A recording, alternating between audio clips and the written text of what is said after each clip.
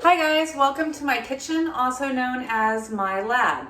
A lot of times you guys are going to use your kitchens or your backyards as a lab as we go through distance learning because we still want to be able to do hands-on stuff even though we don't have a classroom lab to do it in. So hopefully by now you have read the prompt, which is saying that you want to go on one of the hikes that I've developed for you and you want to take an apple on your hike. But you're like me and you don't like to just bite into an apple because I always get the skin between my teeth. Instead, I like to have slices of my apple. But you get your apple all sliced at home and you get halfway down the trail and you decide it's time for a snack and your apple is turned brown and mushy. And I don't like my apples brown and mushy. I'm a little bit of an apple snob. And so your task today is to figure out how can you keep your apple from going brown and mushy and still be edible on your trail. So everything that you choose that you would soak your apple in has to be edible. It also has to taste good, right? Like you might go, oh, if I soak it in a solution of mint, then my apple will stay good, but a mint apple sounds really weird to me. First thing you're gonna do is take your apple and cut it into eighths. And I use, a big knife. And guys, anytime you use a big knife, you need to be careful because I don't want emails from a parent or a guardian saying that you've sliced off a finger in the name of science. If you are not comfortable using a knife, you can either use a regular, let me step off camera here,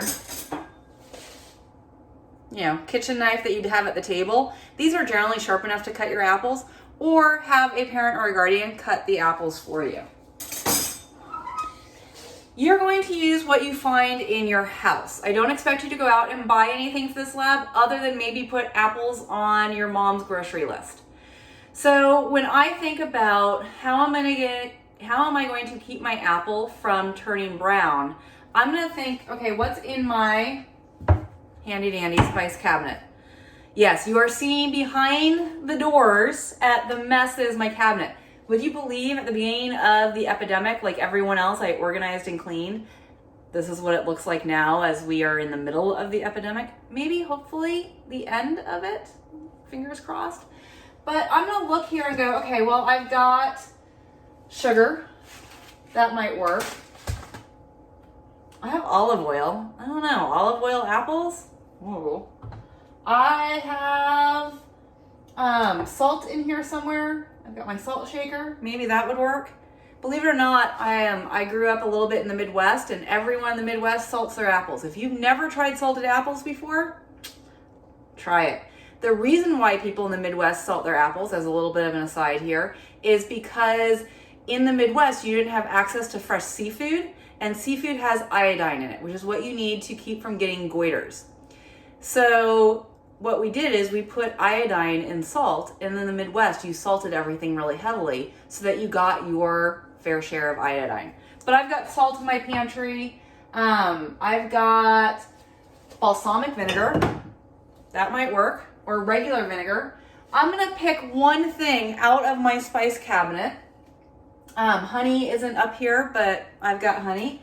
And I'm going to use that to make a solution to soak my apples in. Now, we don't have scales at home. We don't have graduated cylinders at home. So we are going to do the kind of thing that we never want to do in science, and that's use the United States version of measuring. And so I've got my measuring cups. Again, it's okay to use this stuff. This is science in the midst of a pandemic, and we're going to make do with what we have to make do. There are scientists all over the world making do with what they have. So don't think that you're doing cheesy science because you're using the tools in your house. There are scientists out there that are always adapting tools that are commonly found that they can get their hands on to scientific tools. So let's say I'm going to use my sugar. Maybe I put and dissolve a quarter cup of sugar into a quarter cup of water. It's 1-to-1. And that is my highest solution. So that'd be 100% of my solution. And then I'm going to dilute down. So now instead of doing a quarter cup of sugar and a quarter cup of water, maybe I do a quarter cup of sugar and I do a half cup of water. That's 50% dilution. And then next time I do a quarter cup of sugar and 3/4 cup of water. That's now 25% solution. So there's gonna be a little math involved, and if you're confused on the math, please reach out and I'll help you. Dip your apples for 2 minutes, pull them out, pat them dry, and then record how long does it take for that apple to turn brown. Again, you're using foodstuffs, and maybe discuss with a parent or a guardian, but there's nothing to say that my apple that has been soaked in sugar for 2 minutes, I can't take a bite out of and taste and try, because everything in here is something that you can eat. It's not gonna be something that's poisonous. I don't know if I eat a whole sugared apple or a whole apple that's been done in vinegar or a whole apple that's done in baking soda, but a little bite might not hurt you. Check with your parent or guardian before you eat anything that's in our lab. As always, if you have any questions or you're confused, reach out to me by email, reach out to me through the messenger on Canvas, reach out to me through Remind, and I will get back to you with a possible answer. Have fun, good sciencing.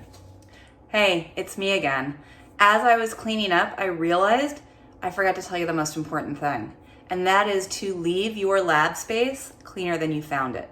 So not only put away and wash all of the tools that you used, but maybe go around the kitchen area and put away some of the tools that maybe were left in the sink from breakfast this morning or were left in the drying rack. Wipe down the kitchen counters for sure.